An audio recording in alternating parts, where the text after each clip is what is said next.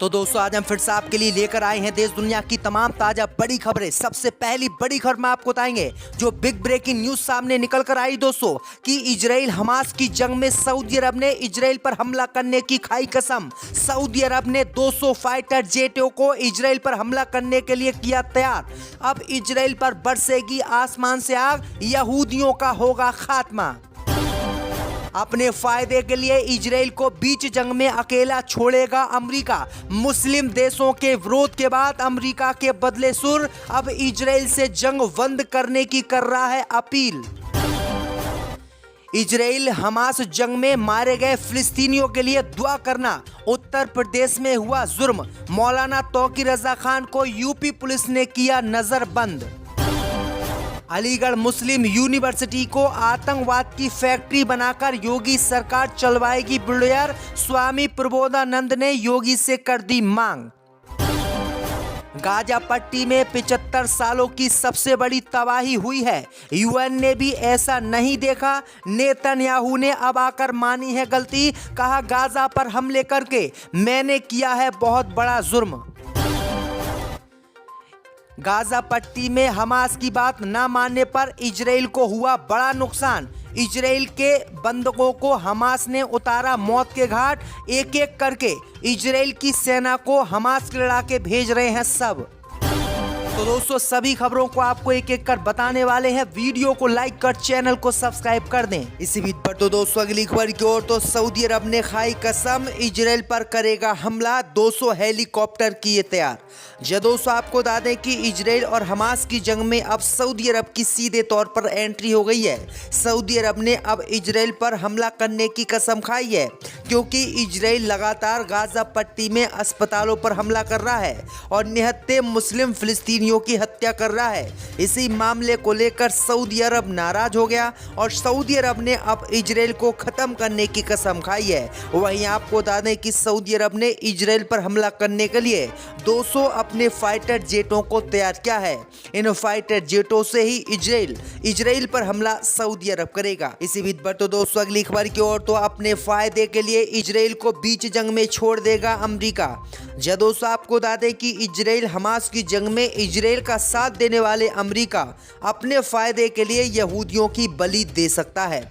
दरअसल आपको बता दें कि अमेरिका ने जब इजराइल और हमास का युद्ध शुरू हुआ था तो सबसे पहले इजराइल का साथ देने का ऐलान किया था और उसकी लगातार इजराइल की मदद भी अमेरिका कर रहा था। लेकिन अब खबर सामने निकल कर आई दोस्तों कि मुस्लिम देशों ने जब इजराइल का विरोध दुनिया भर के सामने शुरू किया, उसके बाद अब इजराइल के खिलाफ अमेरिका के तेवर बदल गए हैं। अब खबर सामने निकल कर आई दोस्तों कि अमेरिका अब इजराइल को बीच जंग में छोड़ सकता है, क्योंकि अमेरिका मुस्लिम देशों से दुश्मनी मोल नहीं लेना चाहता है। वही आपको बता दें कि जब मुस्लिम देशों ने गाजा पट्टी के अस्पतालों पर इजराइल के द्वारा किए गए हमलों का विरोध किया तो अमेरिका भी उन्हीं मुस्लिम देशों के सुर में सुर मिलाने लगा और अमेरिका ने चेतावनी इजराइल को देते हुए कहा कि वो हमले करे, लेकिन अस्पतालों को नुकसान गाजा पट्टी में नहीं होना चाहिए। वहीं आपको बता दें कि अमेरिका के इन्हीं बयानों के बाद अब इजराइल को बीच जंग में अमेरिका छोड़ सकता है, जो यहूदियों के लिए बड़ा झटका माना जा रहा है। इसी बीच पर तो दोस्तों अगली खबर की ओर, तो फिलिस्तीन में मारे गए लोगों के लिए मौलाना तौकीर रजा ने कराई सामूहिक दुआ, तो योगी सरकार ने कराया नजरबंद। जी दोस्तों आपको बता दें कि बरेली में मौलाना तौकीर रजा खान ने जुमे की नमाज पढ़ने के बाद फिलिस्तीन में मारे गए लोगों के लिए सामूहिक दुआ कराई। लेकिन आपको बता दें कि दुआ कराने की प्रशासन ने इस्लामी इंटर कॉलेज में अनुमति नहीं दी। इस पर मौलाना ने 9 महिला मस्जिद में सामूहिक दुआ कराने का ऐलान किया। लेकिन आपको बता दें कि सामूहिक दुआ से पहले ही मौलाना तौकीर रजा को घर पर ही उत्तर प्रदेश पुलिस ने नज़रबंद कर दिया और जो मौलाना तौकीर रजा खान के पड़ोसी थे या दोस्त थे जो इस दुआ में शामिल होने वाले थे, उन लोग को भी नज़रबंद कर दिया गया। लेकिन आपको बता दें कि मौलाना को तो नज़रबंद कर दिया गया घर में, लेकिन मस्जिदों में जो है सामूहिक दुआ फिलिस्तीन में मारे गए मुसलमानों के लिए कराएगी। तो ये बड़ी अपडेट आ रही दोस्तों, बड़ी संख्या में लोग बरेली में इस दुआ में जुड़े। इसी बीच पर तो दोस्तों अगली खबर की ओर तो अलीगढ़ मुस्लिम यूनिवर्सिटी पे चलेगा योगी सरकार का बुलडोजर। अलीगढ़ मुस्लिम यूनिवर्सिटी को बताया गया आतंकवाद की फैक्ट्री। जय दोस्तों आपको बता दें कि हिंदू रक्षा सेना एवं सनातन धर्म महासंघ के राष्ट्रीय अध्यक्ष स्वामी प्रबोधानंद गिरी ने कहा कि पिछले दिनों सुरक्षा एजेंसियों ने अलीगढ़ मुस्लिम यूनिवर्सिटी के कई पूर्व छात्रों को गिरफ्तार किया है। यहां आतंकियों को पनाह दी जा रही है और यूनिवर्सिटी को आतंकवाद की फैक्ट्री बताया।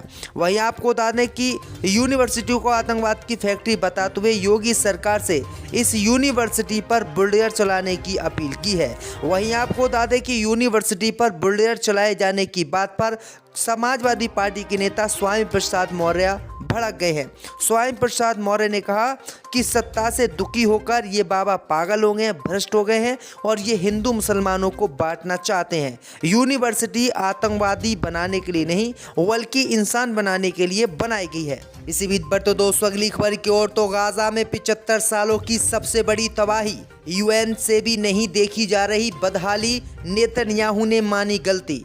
जय दोस्तों आपको बता दें कि गाजा पट्टी पर इजराइल के ताबड़तोड़ हमले बीते सवा महीने से लगातार जारी हैं। इन हमलों में अब तक करीब 12,000 लोग मारे जा चुके हैं और लाखों लोगों को पलायन भी करना पड़ा है। इस बीच संयुक्त राष्ट्र रिफ्यूजी एजेंसी के चीफ फिलिप ने कहा कि फिलिस्तीन में 1948 के बाद हम सबसे बड़ा पलायन देख रहे हैं। खास तौर पर उत्तरी गाजा से बड़ी संख्या में लोगों ने पलायन किया है और करीब 11 लाख लोग अपना घर छोड़कर भागे हैं। इनमें से ज़्यादातर लोग दक्षिणी गाजा में गए हैं तो कुछ लोगों ने वेस्ट बैंक में जाकर शरण ली है। वहीं आपको बता दें कि अब उन्होंने कहा है कि इतनी बड़ी मानव तबाही आज तक हमने 75 सालों में नहीं देखी जितनी बड़ी मानव तबाही गाजा पट्टी में हुई है। वहीं आपको बता दें कि गाजा पट्टी में हो रही मौतों पर नेतन्याहू ने भी गलती मानी है और नेतन्याहू को जेल के पीछे अब ये गाजा के लोग पहुंचाएंगे। तो ये बड़ी अपडेट आ रही दोस्तों कि नेतन्याहू भी अब बुरी तरीके से इस मामले को लेकर फंस गए हैं। इसी बीच पर तो दोस्तों अगली खबर की ओर तो जयपुर में राहुल गांधी ने किया ऐलान, अगर केंद्र में कांग्रेस की सरकार बनी तो हम देश में कराएंगे जातिगत जनगणना। जय दोस्तों आपको बता दें कि कांग्रेस नेता राहुल गांधी ने राजस्थान के चूरू के तारानगर और हनुमानगढ़ के नोहर में चुनावी जनसभा को संबोधित करते हुए केंद्र में कांग्रेस की सरकार बनते ही देश में जातिगत जनगणना शुरू कराने का ऐलान किया है। इस बीच राहुल गांधी ने प्रधानमंत्री मोदी पर तंज कसते हुए कहा कि नरेंद्र मोदी जी कहते हैं मोदी की गारंटी, मोदी की गारंटी मतलब अडानी की गारंटी। कांग्रेस का मतलब है किसानों, मजदूरों, युवाओं की सरकार। यही फर्क है नरेंद्र मोदी की गारंटी की और सरकार अडानी भी चलाए और उन्हीं के लिए काम करे। तो ये बड़ी अपडेट आई दोस्तों कि राहुल गांधी ने ये बड़ी बातें आज जो है जयपुर में कही हैं। इसी बीच पर तो दोस्तों अगली खबर की ओर तो इजराइल की सेना ने किया दावा, गाजा के अस्पताल के पास मिला बंधक इजरायली शख्स का शव। जय दोस्तों आपको बता दें कि हमास के द्वारा बंधक बनाए गए इजरायली नागरिकों की तलाश जारी है। इजरायली सेना ने बताया है कि गाजा के सबसे बड़े अस्पताल के पास इजरायली सैनिकों को एक बंधक का शव मिला है। सेना ने इसकी जानकारी आज ही दी है। मृतक महिला की पहचान येहुदित 20 के रूप में हुई है। इजरायली सेना के मुताबिक युद्धग्रस्त फिलिस्तीनी क्षेत्र में हमास द्वारा उनकी हत्या की जा रही है। दरअसल आपको बता दें कि हमास ने कई बार इजराइल के सामने प्रस्ताव रखा था कि वो फिलिस्तीनी महिलाओं को रिहा करे तो हम जो उसके हमने बंधक लोग बनाए हैं उनको हम छोड़ देंगे या फिर युद्ध विराम करें, लेकिन इजराइल इन बातों पर राजी नहीं हुआ, जिससे नाराज होकर हमास के लड़ाकों ने बंधक बनाए गए इजराइल के लोग की हत्या करना शुरू कर दिया है, जो इजराइल के लिए बड़ा झटका माना जा रहा है। इसी बीच पर तो दोस्तों अगली खबर की ओर तो गाजा में धाराशायी इमारतों के नीचे दबे सब अपनों को ढूंढने के लिए हाथों से ही खुदाई कर रहे हैं फिलिस्तीन के लोग। जय दोस्तों आपको बता दें कि इजराइल गाजा युद्ध में सब कुछ तबाह होने के बाद अब धीरे धीरे मलबे को हटाया जा रहा है। इमारतों के मलबे के नीचे काफी सब दबे हो सकते हैं। आलम यह है कि युद्ध प्रभावित क्षेत्र में सैकड़ों लोग नंगे हाथों से या फावड़े की मदद से मलबा हटा रहे हैं। मलबे के नीचे काफ़ी शव दबे होने की आशंका है। इजराइल गाजा युद्ध में मारे गए फिलिस्तीनी नागरिकों के परिजन अपनों की तलाश में मलबे को खुद ही हटा रहे हैं। कुछ ऐसे माता पिता भी हैं जो अपने बच्चों के शवों की तलाश कर रहे हैं। वह खुद ही नंगे हाथों से मलबे को हटाकर शवों को ढूंढ रहे हैं। मलबे के नीचे से कई शव तो ऐसे निकल रहे हैं जो बुरी तरीके से सड़ चुके हैं। लेकिन सबसे अच्छी बात यह है कि इन सभी शवों के नीचे से खुशबू आ रही है, यानी इतने समय से जंग जारी है, इतने समय की डेड बॉडी में बदबू मारने लगती है, लेकिन खुदा का रहम गाजा पट्टी पर इस तरीके से बरसा है कि यहाँ पर खुशबू मार रही है।